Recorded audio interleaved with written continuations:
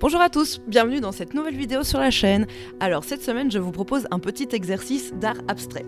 Pour tout dire, ce n'est pas un exercice que j'ai inventé moi-même, il m'a été inspiré d'une artiste australienne dont j'admire beaucoup le travail qui s'appelle Claire Bremner. Je vous mettrai tous les liens dans la barre de description.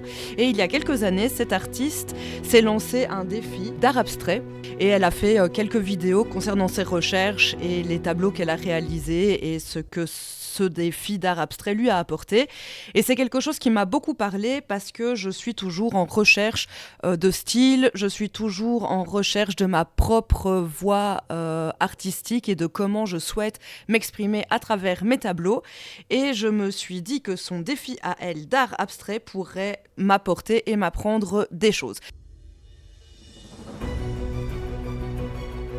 Alors il s'agit d'un exercice vraiment pour lâcher prise sur son art, en tout cas c'est comme ça que moi je le vois. Cet exercice peut paraître assez simple parce qu'il consiste à suivre une série de 13 étapes qui sont assez bien détaillées et que je vous mettrai à l'écran mais également dans la barre d'infos avec peut-être plus d'explications sur chaque étape. Et voilà, il suffit de vous munir d'un tableau. Le mien mesure 40 par 50 cm. Vous pouvez le faire également sur une feuille ou sur un carnet de croquis, sur un plus petit format, sur un plus grand format. Franchement, libre à vous d'utiliser ce qui vous convient le mieux. Et ensuite, il suffit de respecter les 13 étapes. Si à la fin des 13 étapes, on n'est pas satisfait du résultat ou on estime que le tableau n'est pas fini, il suffit de recommencer, soit depuis le début, soit on pioche dans les étapes qui paraissent les plus adaptées ou celles qu'on a préférées.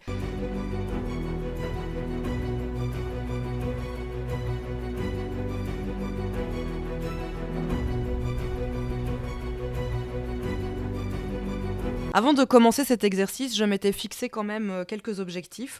Le premier objectif, c'est toujours de travailler mon sens de la composition et du design, mais également de sortir de ma zone de confort, c'est-à-dire une sorte de semi-réalisme et de me libérer en fait créativement, de sortir du contrôle, de sortir du réalisme, de sortir du perfectionnisme, d'arriver en fait à lâcher prise et à me détendre et me libérer dans le processus créatif, mais également dans mes mouvements. Et je pense que pour cela, l'art abstrait, pratiquer l'abstraction est vraiment quelque chose de très utile.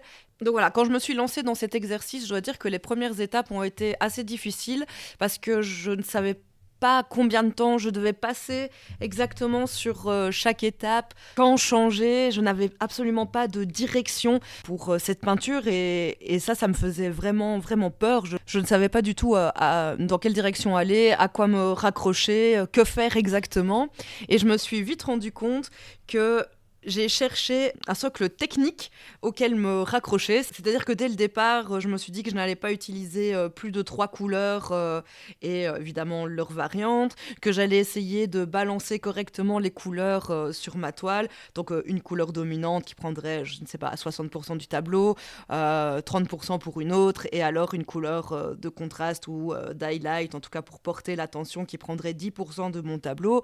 Au niveau de la composition, j'ai également essayé de me raccrocher à la règle des tiers, quelque chose sur lequel on peut rarement se tromper. J'ai vraiment cherché dans la technique et la théorie des socles familiers auxquels me raccrocher pour pouvoir continuer à travailler ce tableau.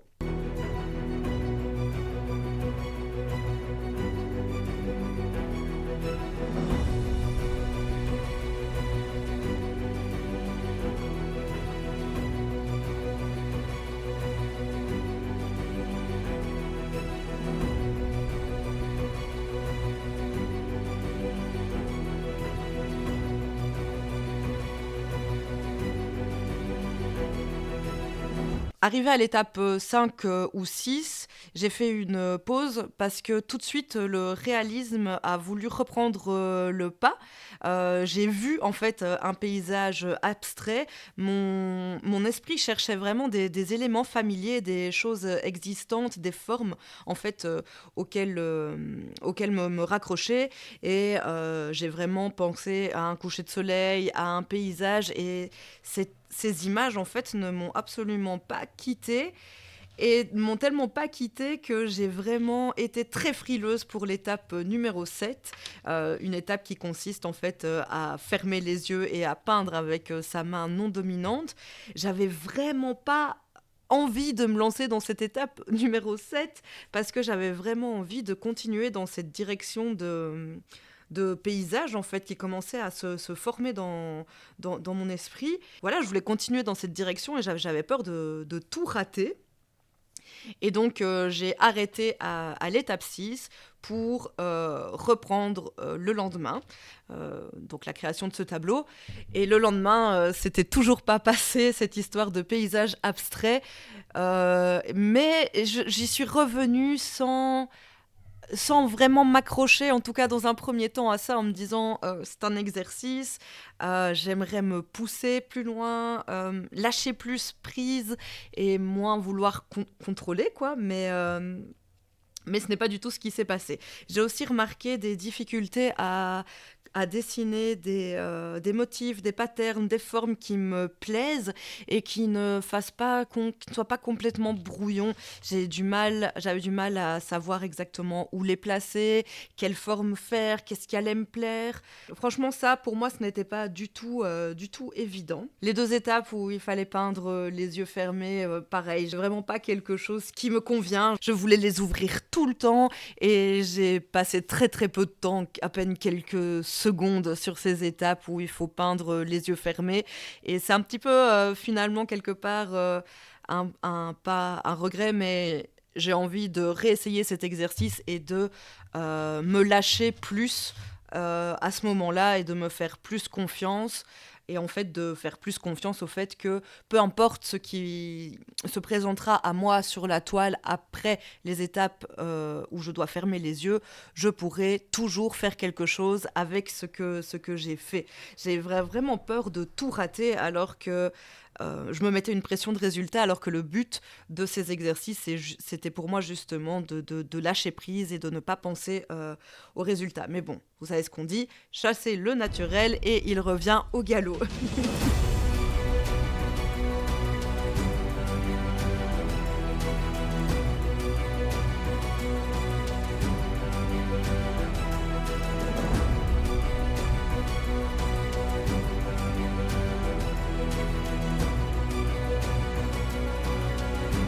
À partir de l'étape numéro 9, je me suis quand même accrochée à cette idée de paysage abstrait. Je me suis rendu compte que j'avais vraiment besoin de savoir en fait ce que j'étais en train de peindre, ou en tout cas ce que j'étais en train d'essayer de représenter.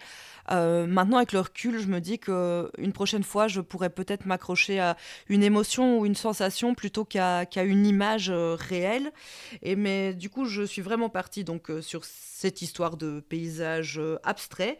Et en fait, j'ai décidé d'utiliser donc, le reste des étapes et des instructions, donc de l'étape 9 à l'étape 13, dans ce but, pour servir la continuité de mon paysage abstrait plutôt que de continuer de façon complètement random. Au fur et à mesure, je me suis quand même rendu compte que la relation entre les couleurs et les formes prenait vraiment le dessus sur le figuratif. Je suis entrée dans une sorte de flow en fait, hein, et je me suis moins attachée à la représentation concrète de ce paysage que finalement aux relations des différentes formes, couleurs et au ressenti que ça provoquait chez moi au moment où je les peignais. À l'étape 9, je me suis rendu compte que toutes mes formes étaient globalement très rectangulaires, carrées, avec des lignes et des contours très marqués. Et j'ai donc voulu amener un petit peu de rondeur, de douceur et équilibrer un petit peu tout ça. Tout le long de ce processus, je n'ai pas pu m'empêcher de penser à un peintre que j'ai la chance de connaître et dont les tableaux recouvrent les murs de la maison de chez mes parents. Il s'agit d'un peintre belge, Paul Luca. Je vous mettrai quelques références de ses œuvres en barre d'infos si vous ne le connaissez pas. Et quand j'étais petite, ses tableaux, sa personnalité m'ont marqué en fait et m'ont vraiment suivi dans ma pratique artistique inconsciemment, mais là, je me rends compte à quel point il a eu une influence sur moi et sur mon travail. Quand j'étais petite, j'aimais dire qu'il peignait avec des frites. Oui, on n'est pas belge pour rien, n'est-ce pas? Mais parce que il a cette façon très justement géométrique de représenter les paysages, les personnages, finalement quelque chose de très abstrait. Et quand j'étais en train de travailler sur cet exercice d'abstraction, je me suis rendu compte à quel point je suis influencée par son travail et j'ai vraiment embrassé ça à 100%. Et j'ai adoré me replonger dans ses souvenirs et dans l'émotionnalité, dans ses couleurs et les mettre au service de cet exercice. J'ai trouvé ça vraiment très chouette, vraiment très très chouette. Je ne m'attendais pas à ce que cet exercice fasse remonter en moi des influences auxquelles finalement consciemment je ne pense pas quand je peins. Sur les dernières étapes, j'ai vraiment eu des difficultés à m'arrêter et à prendre les bonnes décisions. La fin du deuxième jour, sur les dernières étapes, je me suis rendu compte que j'avais tendance à travailler beaucoup trop le tableau. J'ai d'ailleurs peint des choses que j'ai décidé finalement de retirer parce que ça ne me convenait absolument pas. Et ça, c'est quelque chose que j'ai tendance à faire de manière générale dans mon travail, dans tous mes autres tableaux. C'est qu'à un moment donné, j'ai du mal à m'arrêter et j'ai tendance à vouloir trop travailler, ajouter trop de détails. Et souvent, à la fin, ça ne me plaît pas parce que le tableau a été beaucoup trop travaillé et il était peut-être plus sympa quelques minutes ou quelques heures avant. Le fait de savoir s'arrêter sur un tableau, je pense que je suis pas la seule, mais c'est pas toujours évident. Ce que j'ai remarqué, c'est qu'effectivement, les premières étapes et les dernières étapes ont été les plus difficiles pour moi parce que, donc au départ, j'étais perdue, je ne savais pas dans quelle direction aller.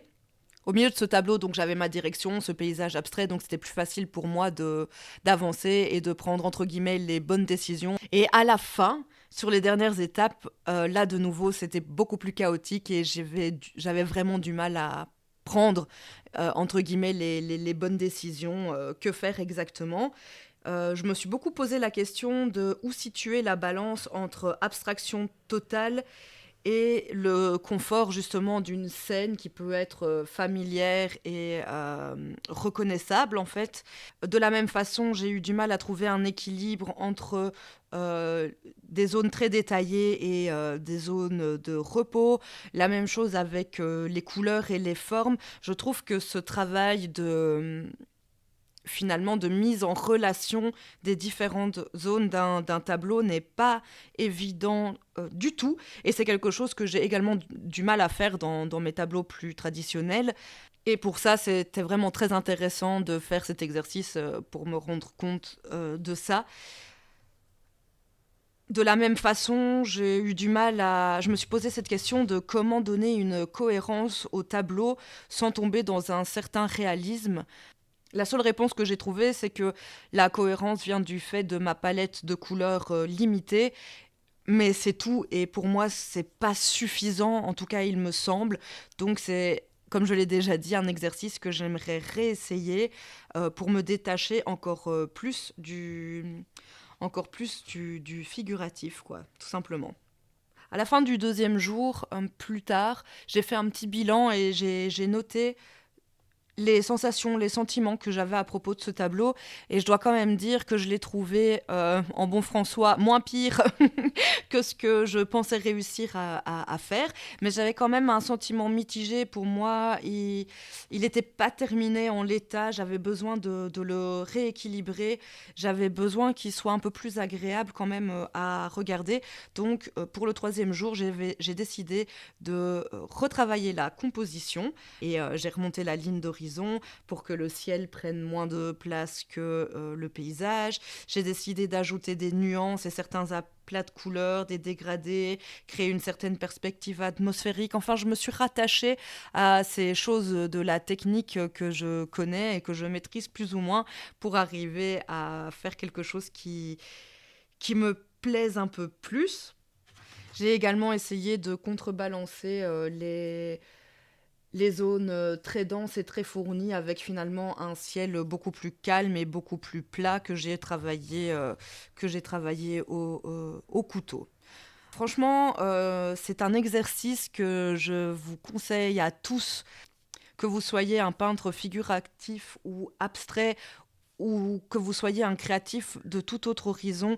C'est vraiment un exercice riche d'enseignement et finalement, je pense qu'on peut prendre énormément de plaisir à le faire. Moi, je me suis vachement bien amusée et je pense que je vais réessayer ces exercices. J'ai d'ailleurs envie d'aller chez Action acheter des toiles vraiment pas chères sur lesquelles je vais pas avoir peur de me lâcher,